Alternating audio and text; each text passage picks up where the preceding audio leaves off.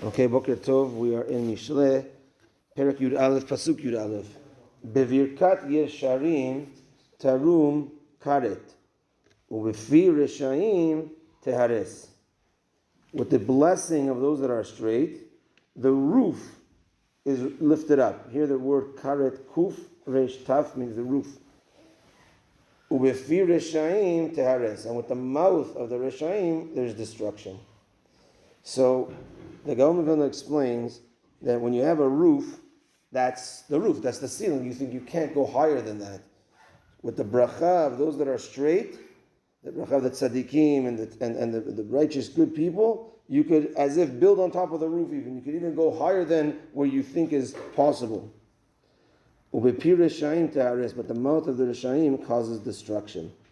And he says if the leaders are reshaim, it will destroy the house. And here he says, why is it that the blessing of the Yesharim will go above the roof, will even go through the roof, and the mouth of the Reshaim will destroy? But the blessing versus the mouth.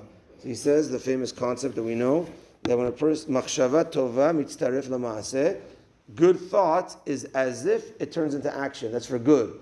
So when the tzaddik gives a bracha, Hashem, they should go, well, when he gives a bracha, he didn't do any action yet, but he gives a bracha and he says even in the mind, and he thinks good, and he leads in a good way, that already brings bracha. But the rasha has to do something in order for there to be bad, and therefore you need the mouth. Meaning birkat could even be in the mind, the bracha, the tzaddik could even be in the mind and the guidance, etc. And then there's already blessing. But the rasha needs the actual, because machshava ra'a lo mitztaref lemaaseh, because bad thoughts is not considered, so it needs to be an action, and that's why it needs to go to the mouth. Pasuk Yud Bet, baz lere'ehu chasar lev. A person who scorns his friend lacks heart. Why are you scorning your friend for? Ve'ish tevunot yacharish. A person of understanding is a person that values silence.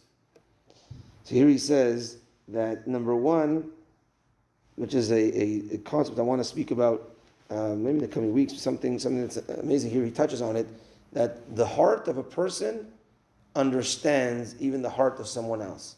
There's a connection between hearts. I won't get into that right now. Here he touches upon it.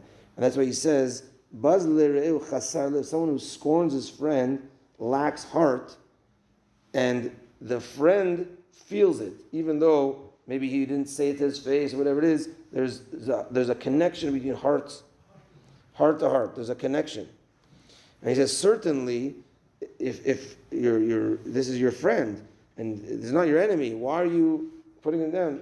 You're spaced out. You have no heart if you're attacking this person that's always been your friend.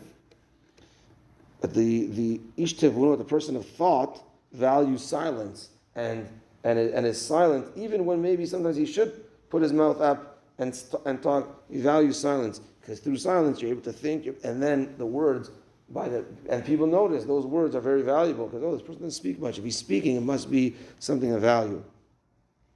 The last pasuk for today, Holech Rachil Megale Sod. Someone who reveals secrets is like someone who is a peddler that goes from door to door to sell, and that's also a person that's rechilut, and he goes door to door to say lashon hara. Did you hear about this guy? Did you hear? Did you hear? Did you hear? He goes around. So too, it's in the same category as someone that reveals secrets. I mean, even though the secret I'm going to reveal is not lashon hara, but it was a secret. It was told to me to be in secret. But now I'm telling you, this happened and this, and it's going around. So he says, the Gaon in very strong words, he says, avonam shaveh.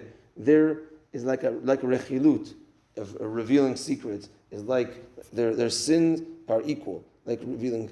But v'ne'eman ruach, someone who is a ne'eman, he is, what's a good word for a ne'eman? Trustworthy. He's a trustworthy person. And so he's a ne'eman ruach. His ruach on the inside is a trustworthy person, and his trustworthiness overcomes that desire to reveal secrets. He's trustworthy. Mechased davar. Not only does he not say the secrets. He covers things that sometimes maybe are not necessarily a secret, but do I necessarily need to say them? Do I have to reveal it? He covers things even sometimes that doesn't need to be revealed. And here he ends off with, this is talking about sod, megale sod. Sod is also sod in learning Torah and the Kabbalah. If people reveal sodot, a person, let's say, is a mekubal, or he learned, and now he tells everybody in the shuk, wow, you know what, if you say these letters, or if you, I read a whole sefer recently about people that if they know, if there's certain things in Kabbalah, whatever, it's not meant for the shuk, it's meant for someone that's on that level, whatever. If you're megale sod, it's a bad thing. Meaning you're megale, you reveal the secrets to people that are not worthy, etc. He says that's also connected to in Torah. And even mechased davar, sometimes you cover things because you know it's not necessarily beneficial. Meaning sometimes that's the concept. Mutav shukagim lo mezidin. Say someone who is, let's say, he always eats non-kosher. Now, if you tell them straight, hey, it's not kosher, you're going to get punished, this and that, they're not going to listen to you like that. If you do it in a nicer way, whatever. So you don't tell them necessarily. So sometimes it's better that the person does things by accident than knowingly knows now that it's not allowed and he's going to be doing it on purpose. That's also a concept of mechased davar. I'm covering really for him right now. I'm not telling him that it's asur, but my concept is I'm going to get him to know in a nicer way, whatever. Sometimes you need to cover things up. So even in Torah, there's the concept of not revealing secrets and covering things with the intention of getting to where you want to get to at the right time in the right place. Okay, a few lessons, of course, from Shlomo HaMelech. And Bezrat Hashem, may we always follow these unbelievable lessons from the great Shlomo HaMelech. Baruch Adonai Le'olam, Amen v'Amen. Rabbi Yochanan Yavin HaKasha, Omer Ratzah HaKadosh Baruch Hu, lezakot et Yisrael leficha chibra lehem Torah Mitzvah shene'emar. Adonai chafetz man tzidko, yagdil Torah ve'yadir.